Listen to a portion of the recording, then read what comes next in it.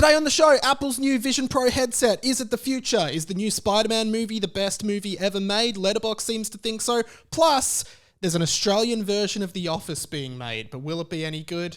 All that and more on 20th Century Boy, the podcast that's just like a chocolate milkshake, only crunchy.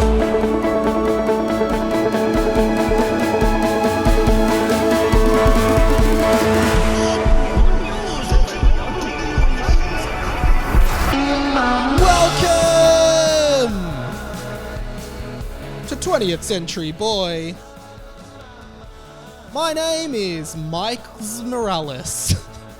And this is the inside of my mind. Oh, welcome to the podcast, everyone. Thanks for being back. Of course, every week I choose a different name to start the show week. This week I've gone with Michael's Morales, which is, of course, a reference to Miles Morales, who is the Spider-Man alter ego in the new Spider-Man movie, which I am talking about on today's podcast. I thought that was a good one. Send in your names. I like to start with different puns of Mike or puns of Radio Mike or any RM themed name.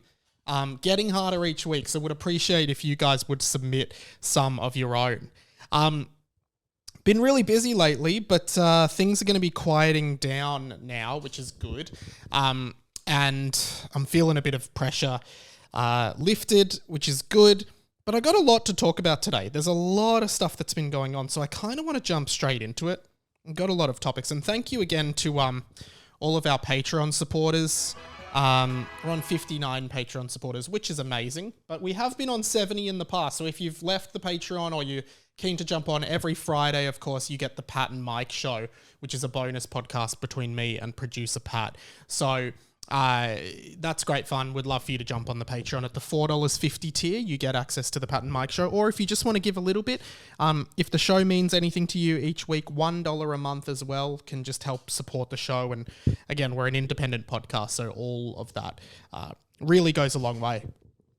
Okay, so here's the first thing I want to talk about this week. I saw the brand new Spider-Man movie, Spider-Man Across the SpiderVerse, sequel to, I think, would have been a while ago, maybe 2019's movie, Spider-Man Into the Spider-Verse. Now, a little bit confusing. Spider-Man is a bit confusing as a superhero, and there have been many Spider-Man films over time. Of course, there was the Sam Raimi Spider-Man trilogy with Tobey Maguire, Spider-Man, Spider-Man 2, Spider-Man 3.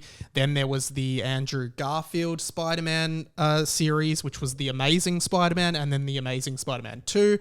Then, of course, there is the MCU Spider-Man, which is Tom Holland's Spider-Man, which is Spider-Man Homecoming, Spider-Man Far From Home, and then Spider-Man No Way Home. But Spider-Man as a character, because he's such a popular character, Spider-Man, the movie rights pre the Marvel Cinematic Universe were owned by Sony, and they made the Tobey Maguire and the Andrew Garfield ones. And then obviously when the MCU was becoming so big, Marvel wanted to include Spider-Man in their movie, so they struck a deal with Sony that they could use Spider-Man, and that's why Spider-Man is now a big part of the MCU, and Tom Holland's Spider-Man is great.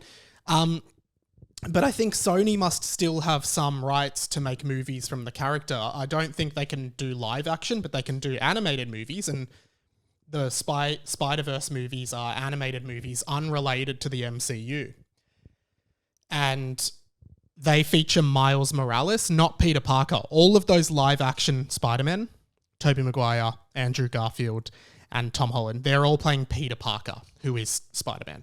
But then in the comics, they made a character called Miles Morales, who is African-American and Hispanic, and he is another kid who becomes Spider-Man. Because in comic books, they reset the continuity all the time. They change all the stories all the time. They just keep rewriting them. When a new writer comes over, they just reset it, start again from scratch. So there's all these different stories. And Miles Morales is, one, I think a really good, cool superhero, really unique and different to Peter Parker. But what they managed to achieve with that first SpiderVerse movie, which again is an animated movie, was incredible, artistically, visually, narratively, like really great. And the premise is, in this one, there's Spider-Man, there's all these multiple universes, and in each universe there's a different Spider-Man or spider superhero. And in the first Spider-Verse movie, there's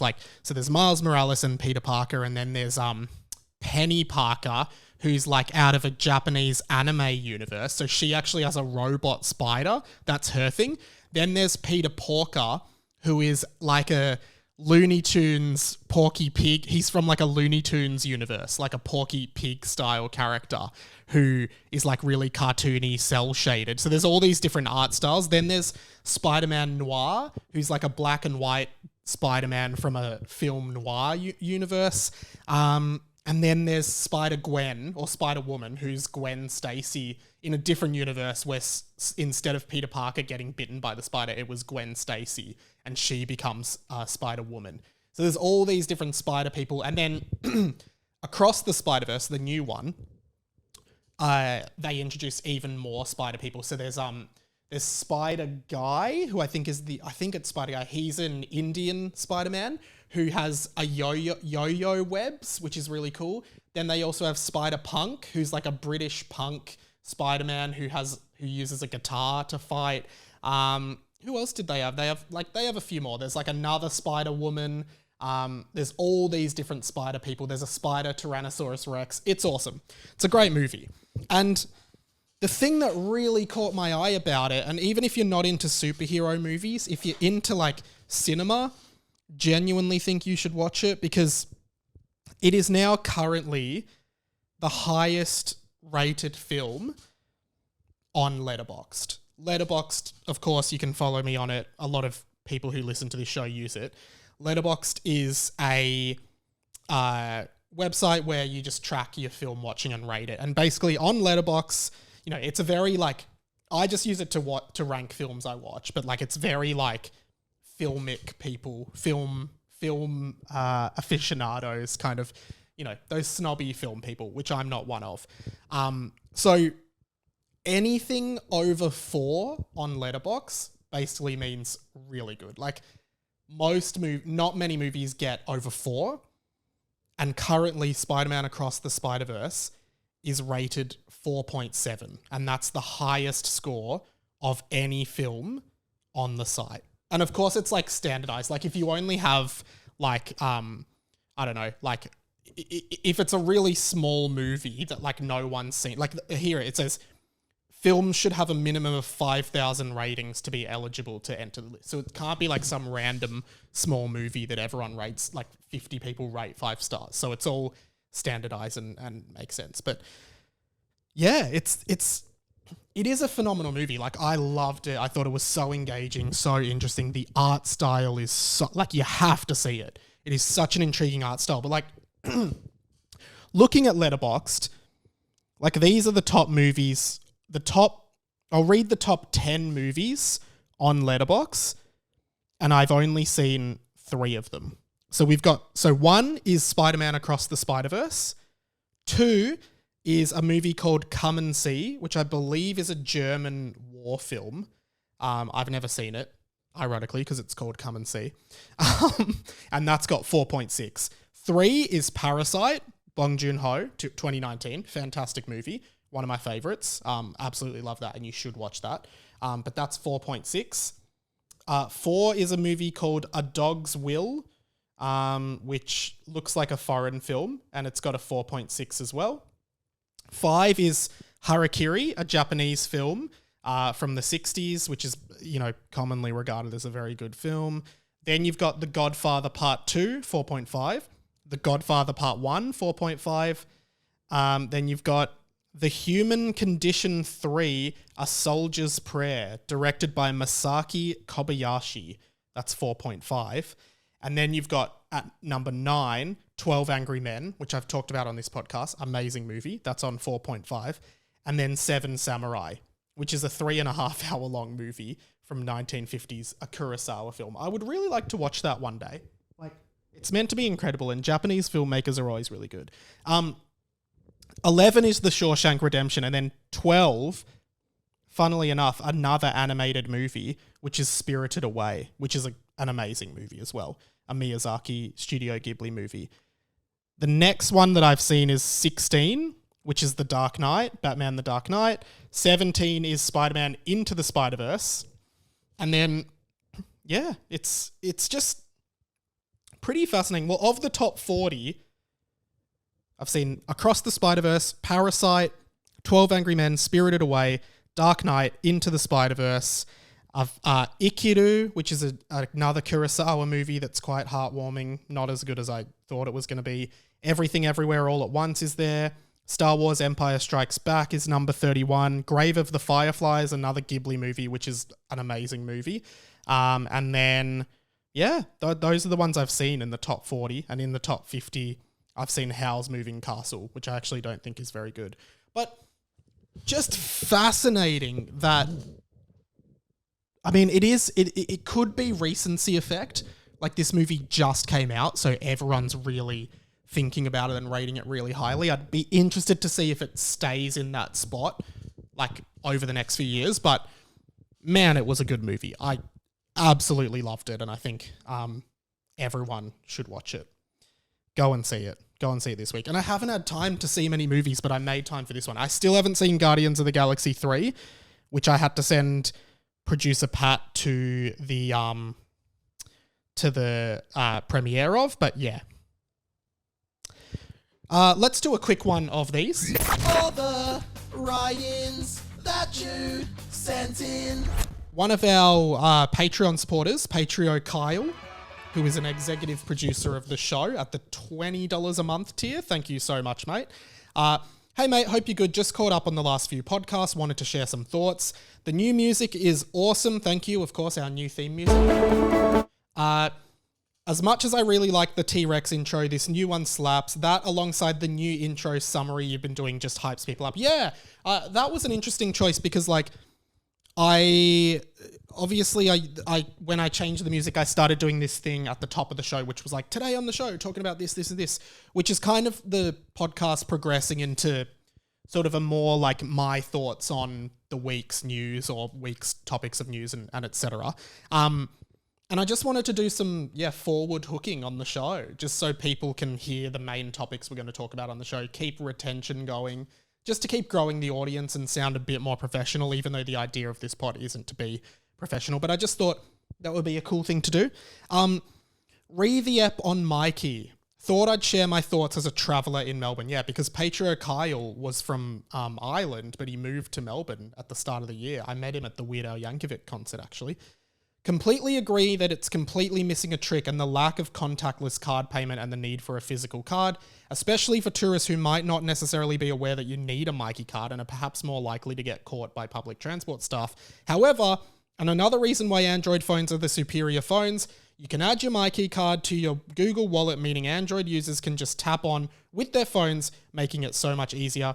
Hopefully they keep this feature for Mikey 2.0. Just going to ignore that because everybody in the world knows that Android phones are not the superior phones. They are, in fact, the non-superior phones. Also got a write-in or a voice-in from Radio Bendrix, the composer of the new theme music, because last week on the show, I think I was talking about, what was I? I was talking about iPhone or something like that. What was I talking about?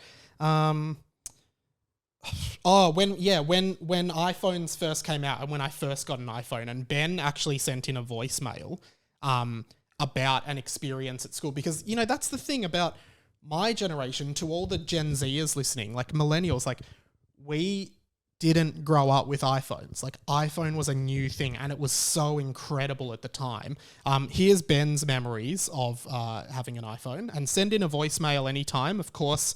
Just attach it to an email, put it in my voice DMs on Insta, or call the hotline, 1-800-438-353. Ben said this.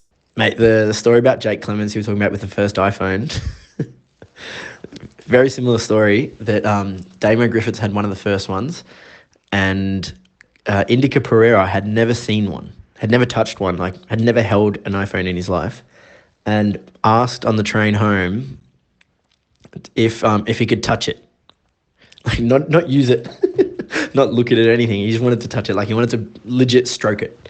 And and me and Damon just thought it was funny to not let him. We were friends with Indica. It wasn't like bullying or anything. It was just like, it's just so weird that that's what he wants to do. So we're like, nah, okay, nah. Just you can't touch it. You can look at it. If you want to use it, you want to make a call, but like you can't stroke it. You can't touch it. And he was like sad. He was like, oh, but I just want to touch it. Can I just touch it? And that's the story. Still laugh about it now. Damo. Yeah, it reminded me. Have a good one. That's how like crazy it was for someone to have an iPhone at that time. Like especially for poorer families. You're like, wow, an iPhone. Wow, what is this Snapchat? What is all this stuff? What is Instagram? I remember those feelings. Absolutely crazy. I also love how Ben's like, yeah, we weren't bullying him or anything, but yeah. Huge news story that's actually been floating around for a while, but it's gotten a bit more traction recently, so I wanted to talk about it. There is an Australian version of The Office being made. No, God! No, God, please, no! No! No! No! Okay, this has been talked about for a while, and I think this is a really, really bad idea. It's not going to work, and it's not going to resonate with audiences at all.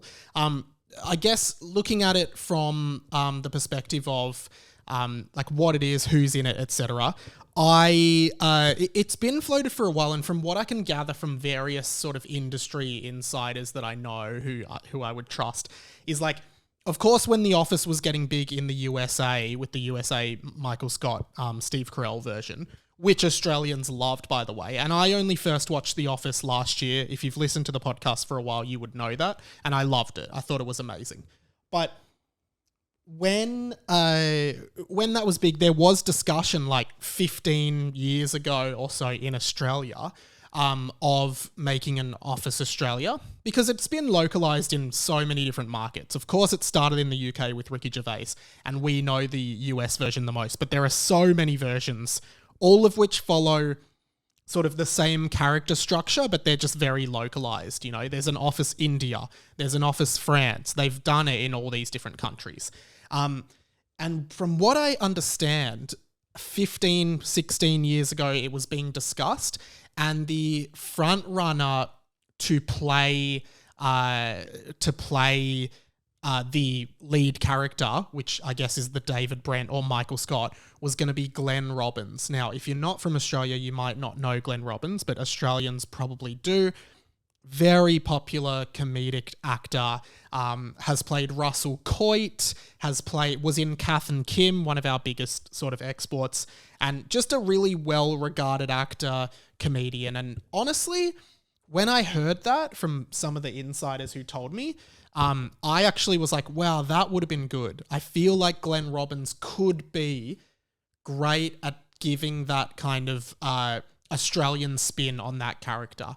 Like, especially if you look at a character like Russell Coight, who was like all Aussie Adventures. It was like a parody of like, I guess, not necessarily a Steve Irwin, but like an outback adventurer. And he was just really stupid and dim-witted. I feel like there's a skeleton there for an Australian Michael Scott style character. And for whatever reason, I heard that, it never eventuated with Glenn Robbins. Then for a while, they were talking about it again a few years ago, and for a while I heard that it was Jim Jefferies that was being approached to play the lead character, the Michael Scott or David Brent localized version.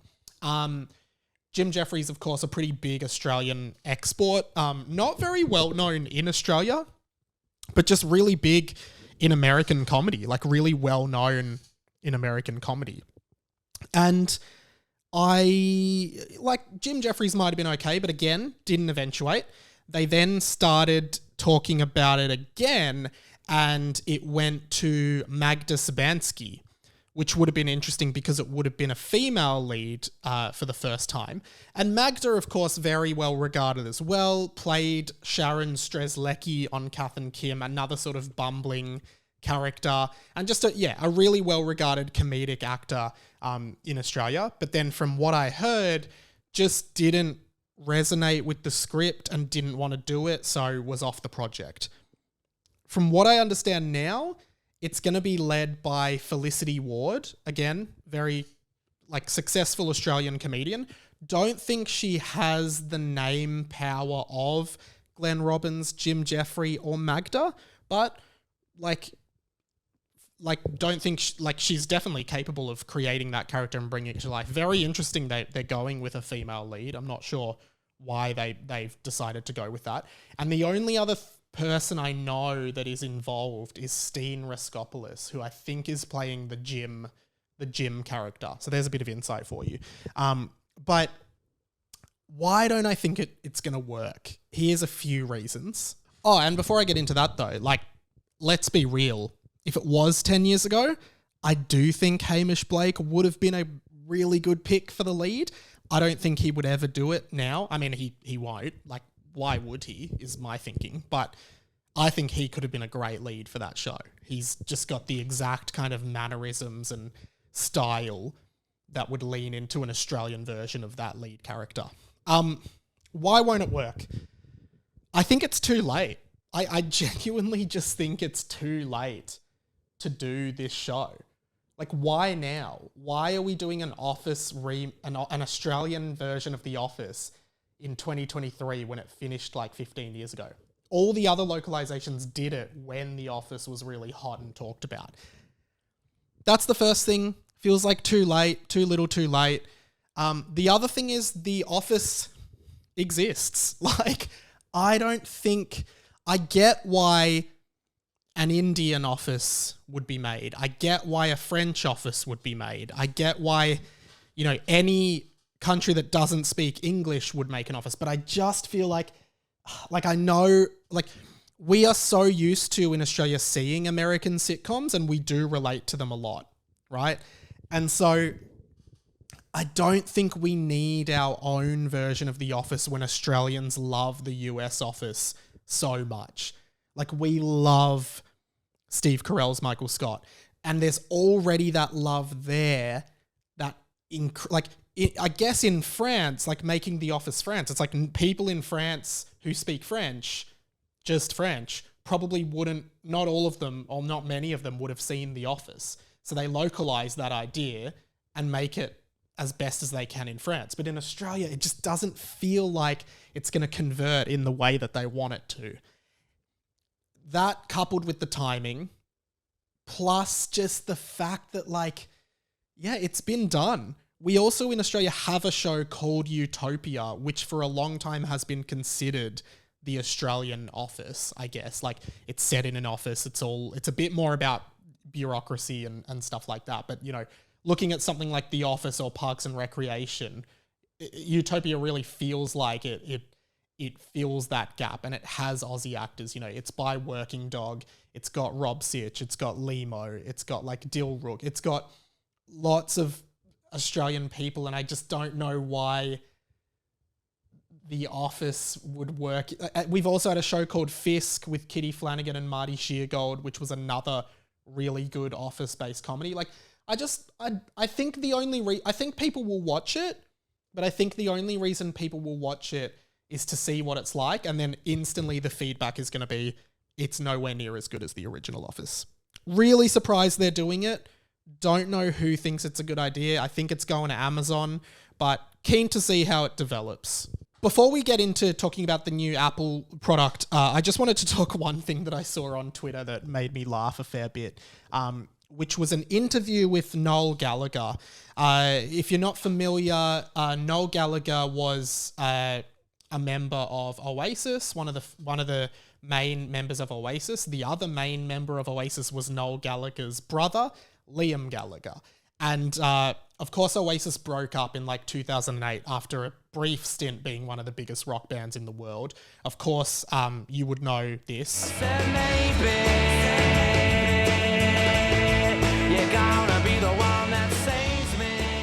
Would love to chat more about Oasis and their music because I've heard all their albums and I actually think they're fantastic. And another band that has two singers, Noel and Liam. Liam is the main singer who you heard there on Wonderwall, but Noel Gallagher sings, who I believe was the better songwriter of the two of them. Noel sings a lot of some of the songs as well, including one of my favorite Oasis songs, "Don't Look Back in Anger."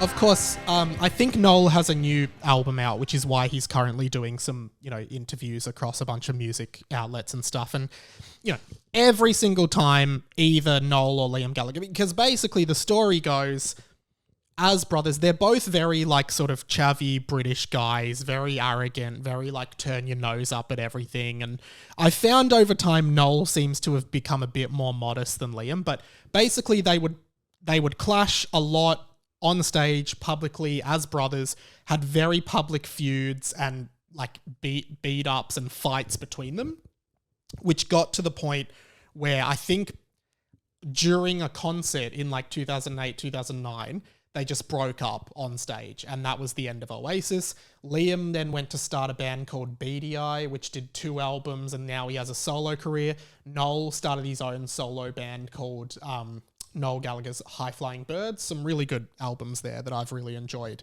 So yeah, there's been a bitterness and a feud between both of them for a very long time. And it's really been funny watching it over the years, because I think every time either of them puts out new albums, inevitably one of the interviewers in this publicity cycle will ask them, is Oasis going to get back together? And there's been rumours for a very long time. I think Liam or Noel performed at the London 2012 Olympics, and various other times where Liam's we're going to do an Oasis reunion, but they don't talk and they're not in contact. And I find it really funny, because it just feels like this brotherly feud is preventing the band from getting back together when they genuinely could make so much money for just agreeing to do a reunion tour. In an interview, here's what Noel said, which was somewhat threatening, and also I just found it really funny, the way he speaks. He's going to have to call me. He's going to have to get somebody to call me, because he's been going on about it for the last 10 or whatever it is. I dare him. He'd be watching this now. It's just going on your website. I fucking dare you to call me. And you won't call me, because if you do call me and I go, actually, that's a good idea, actually, that might work, then the arse falls out of his trousers, because then you've got to be in the same room as me, and then we both know how that ends up. So you call me. Stop tweeting. You're bigger than that. You're better than that.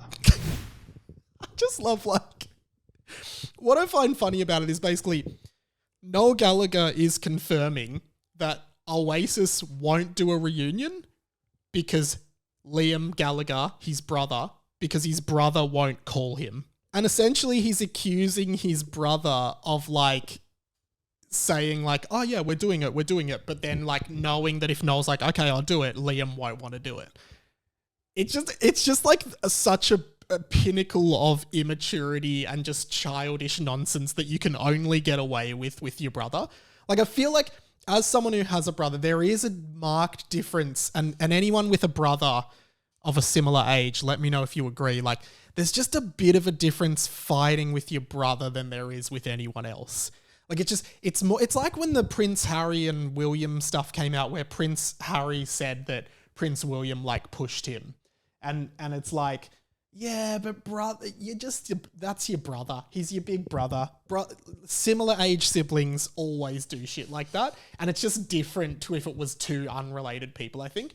But yeah, I just find it so interesting the way he's I dare you. I dare you to call me. I know you won't call me, but I dare you to call me. Come on, call me. He's just egging him on to call him. I would love to see Oasis live. I genuinely think their music is so good. They've got so many incredible tracks, just such a great rock band and such amazing personalities. But you wouldn't want to go with there being all this tension on stage between Liam and Noel. And, the funny thing is Noel wrote Wonderwall, but he gave it to Liam to sing. And ironically, that became their most popular song and famous song of all time. Noel wrote it. And I just think there was a lot of tension over that, Noel being the driving force behind the writing of a lot of the songs. And Yeah, just a lot of tension and a lot of just brotherly feuding that led to the demise of that band. Yeah, it is so funny to watch. Okay, Apple's keynote happened, and man, oh man, I've talked a lot this year about how much we're stepping into the future and how quickly it's happening. But with the new Vision Pro, I find this really interesting. Take a listen. Vision Pro is a new kind of computer that augments reality by seamlessly blending the real world with the digital world. It's the first Apple product you look through and not at. Vision Pro feels familiar, yet it's entirely new. You can see, hear, and interact with digital content just like it's in your physical space. And you control Vision Pro using the most natural and intuitive tools, your eyes, hands, and voice. With Vision Pro, you're no longer limited by a display. Your surroundings become an infinite canvas. Use your apps anywhere and make them any size you want. Capture photos and videos and relive your most important memories in an entirely new way. Watch your movies, shows, and sports, and immerse yourself in games on a giant screen surrounded by spatial audio. And connect with people as if you're sharing the same space. These are just some of the ways that Vision Pro blends digital content into the space around us. Okay, very, very cool. We'll talk about it. Don't know too much about any of the technology, but want to talk about it and the implications it's going to have in our society. But first of all, Apple Vision Pro cost $3,500. That's US dollars. Here in Australia, probably like $5,000 for this thing. And while I think this is awesome, there's a few concerns I have with it. While I think it's awesome and it looks sick, who can afford that? Like, who is this actually for? Because who out there... Like, I'm working in my late 20s, like I make money, but I wouldn't buy this. I do not have enough money to spend $3,500 or $5,000 Australian in one shot on one of these things when it's also just like in its earliest stages, right? Who is this for? This is just going to be rich people, rich billionaires, millionaires buying a couple of these, you know, one for their partner, one for their kids. Everyone's going to have, all the rich people are going to have one, and us poor people are just going to be slumming it on our iPhones, while all the rich people are just like looking around going, ooh, woo, woo, woo, woo, woo, woo, waving their hands in the air, doing all their apps that we can't see. It's crazy. I don't understand who could possibly afford this. Like, regular people can't afford this. The same way, like, regular people can afford an iPhone. You can spend $1,000 on an iPhone and, like, use that every day. This kind of thing, like, and I think I've spoken on this podcast before. I've always been incorrectly skeptical about Apple products. Like, again, not to show my age, but I remember when the App Store launched and there were ads on TV being like, the App Store, get all your apps. And I remember thinking, there is no way anyone is ever going to say apps. Apps is the lamest word of all time. No one is going to say apps. Of course, we all say apps now.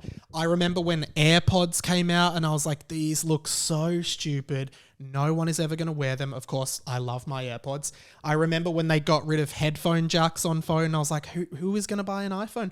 No one will ever want to use wireless headphones. You'd lose them again. AirPods taking over. Like, I'm wrong about everything Apple. But I do want to say, with Apple Vision Pro, I do wonder if people can see themselves wearing them in their day-to-day life. Like, can you see yourself wearing this, like, essentially robot goggles across your day-to-day life? Feels very interesting to see if it will take off in the mainstream. Like, imagine everyone wearing these at work all the time, and think how much easier it would be to, like, be distracted in a meeting or something at work if you're wearing one. Just open up a tab, a game in the corner of your eye, play a bit of solitaire while you're in this meeting, you know, just solitaire with your eyes. Open a YouTube video, have it running while you're in a meeting, all because you've got these goggles on. But what it allows us to do, it is very cool. The fact that it's basically a replacement for a TV, replacement for your phone, like, you can basically put a TV up in augmented reality, watch HD movies, be on a plane, change the plane into like a virtual space that you can pretend you're in, watch a movie, the spatial audio going straight into your ears. What does it mean for us? Like, we are going very, very fast here. Very cool. I'm sure within like, I wouldn't get the first one, but if they can make it cheaper and sort of make it, once it's sort of developed a fair bit more, I think it would be something that I would want to get and start experimenting with, because I think it would be cool, but it's just like, I don't think as a headset, like as a big goggle headset, it works. I think it has to be more like glasses or something smaller and less noticeable, because imagine if in 10 years everyone's walking around with one of these AR headsets on. It'll just be crazy. It'll be really weird. But it is interesting to see Apple always taking those really innovative steps in the right direction to advance technology and society. Like, this is the next era of computing, of communication, and it's just amazing. Like, this is the mainstreamification of AI and VR. Like, they even showed, like, you can go, like, I think they even showed that you can go to, like, VR sports and concerts and stuff. It will be amazing. I find it really fascinating if they can get it right. And I don't think it would be right at first. Like, I would never pick one up, but also just the price point. Like, will it be a thing where like average people don't have them, just rich people have them? At first, it definitely will. And yeah, fashion wise, I don't know, like, do you go out for dinner and everyone's wearing them? Like, is there etiquette around that? Because at the moment, I guess, like, you go out to dinner, you might have your phone in your pocket, you'll just take it out, have a bit of a scroll. You might, I don't know, you might go on a date, you might take your phone out, have a bit of a scroll. You might be at work in a meeting, have a bit of a scroll. Is it just something we're going to be wearing all the time? Also, like, the way it's basically recording all your memories, that was an episode of Black Mirror. Like, you can just kind of it's just basically recording everything. Obviously, the implications for porn is really interesting as well. Like, you know, that will boom. There will be so much porn. Like, it's very interesting to see how this goes. Would love to hear people's thoughts on this. Like, would you buy one? I want to talk more about it, but I have a few more things that I want to get to, and I'm already going a bit over time here. So I did want to talk... I did see something else interesting on the news last night, which made me think of something else I've been wanting to talk about. So I do want to skip a bit to that. But I saw this on the news. I know this isn't a new thing, but I did find it very interesting for a number of reasons. So I wanted to talk about this. 50 people have signed up to be the very first Australians hoping to take a trip to the future. A facility in a rural New South Wales town is the first in the Southern Hemisphere to freeze humans in the hope that future technology will bring them back to life. It's now in operation 7 years after it received council approval. Okay, so there is now, I guess, an active cryogenics lab in Australia and a business that is offering cryogenic services. So if you're thinking a bit of Futurama, you're correct. This is what happens in Futurama, you know, and I guess that means this concept has been around for a long time of freezing yourself sort of either before you die or just after you die, freezing yourself long term in the hope of being awoken in the future when technology is advanced far enough that they can revive people from the dead. Happens in Futurama. Fry wakes up in the year 3000, of course, and a few things I find really interesting about this, because I did a bit of research on where this is happening around the world and how it happens and stuff, and there's a lot of implications with it. First of all, I looked up this Australian company, Southern Cryogenics or whatever, who's led by, I don't even want to say this guy's name, but I couldn't find any information on this dude who's like the CEO or, you know, manager of Southern Cryogenics. Some old dude. And, well, this is him speaking. No guarantees here, but there is some chance. I'm an optimist, and I want to see how things turn out. Okay, so he's, you know, it does feel like a lot of cryogenics are just rich people who are really scared of dying and have a lot of money, so will basically do anything to prevent their death. It is a bit Voldemort-y, you know? Like, freezing yourself cryogenically is basically like making a Horcrux in Harry Potter, right? And everyone that's signing up is just an old person who's like, I guess, nearer to death than the rest of us if things go well for us. And they're like, oh, fuck, I don't want to die. Like, I've got heaps of money. I'm going to literally invest all my money into this. But basically it costs you, I think it's $150,000 down payment to get into one of the chambers. And at the moment, there's only 40 cryogenic chambers that you can go into in this Australian one. There's some in the US as well. And the other thing is, it's $350 a year. So say you do what Fry and Futurama did, and you're frozen for 1,000 years. That's another $350,000. So it's expensive, which makes sense. Like, it's got to be expensive, I guess. It's got to cost a lot to run all this stuff.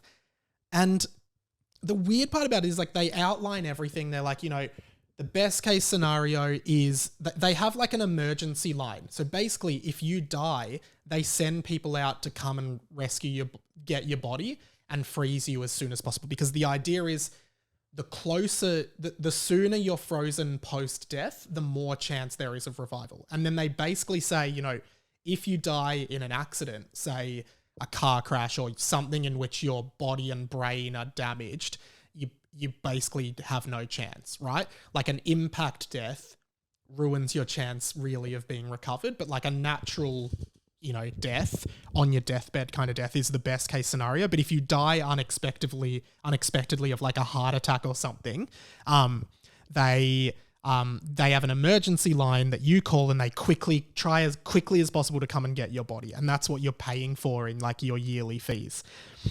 I find it part of me thinks it's sort of a scam because there must be so much ongoing cost of running these cryogenics chambers. There's so much risk involved. Like, first of all, is just the risk that we're never going to get to the point where we can do it. The next one is how does this business stay operational for hundreds or thousands of years? I guess from the money that they're bringing in from all the hypothetical people who want to be frozen.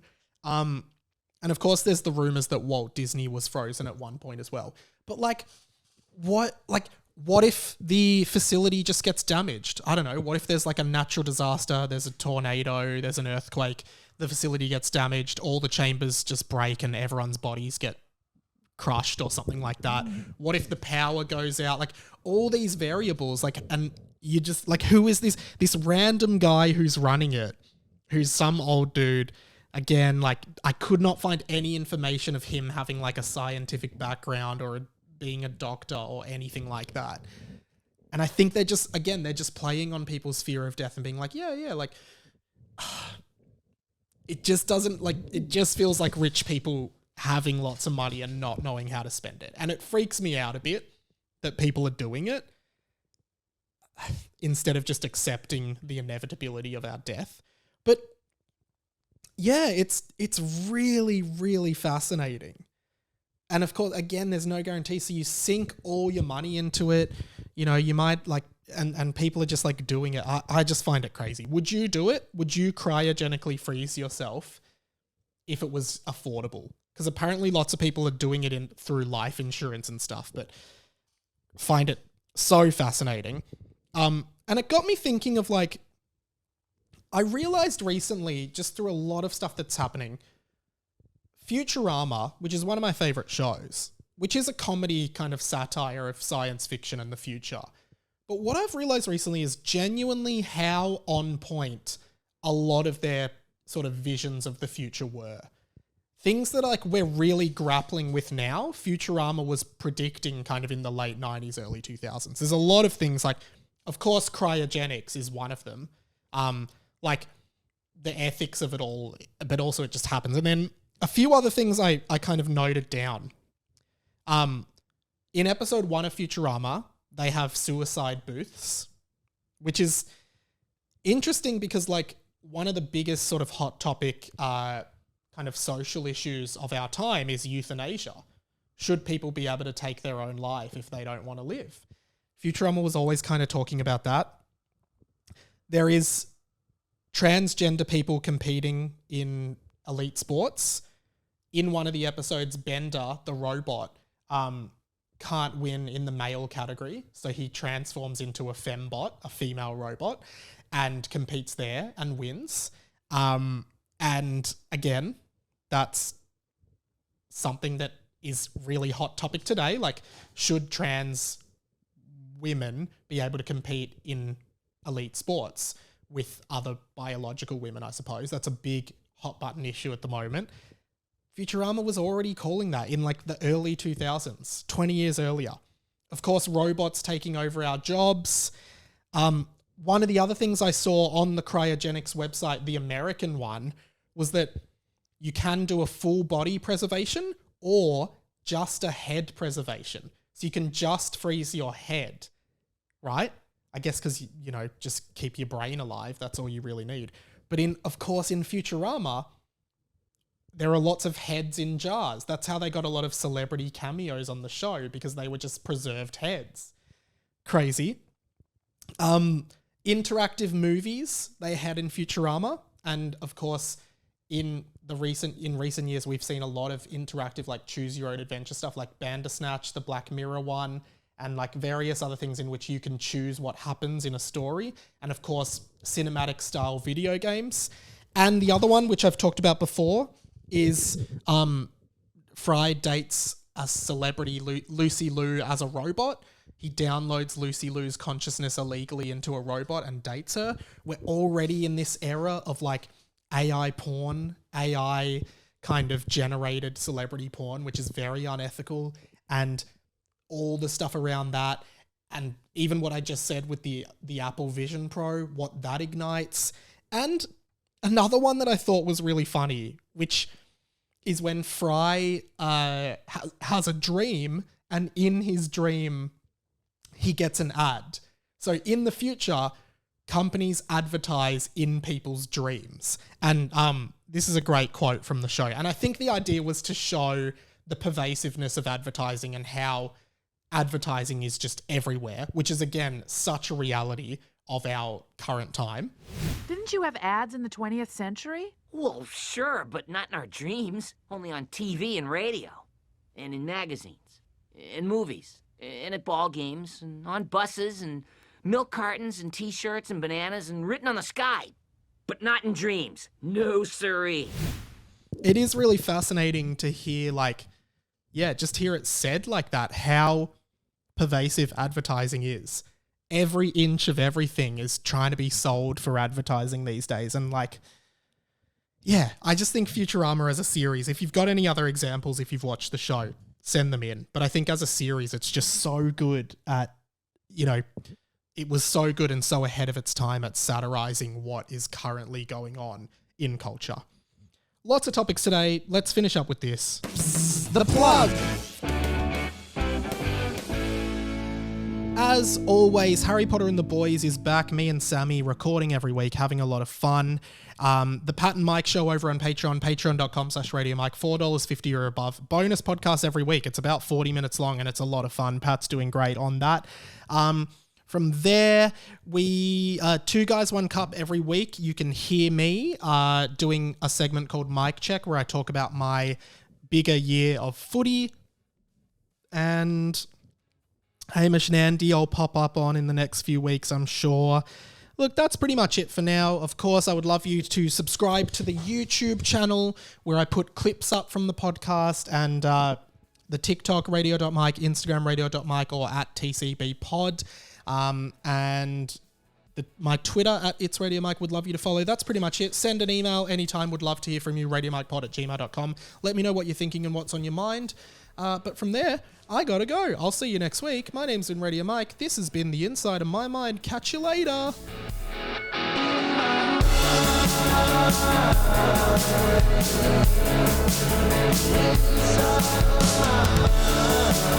Inside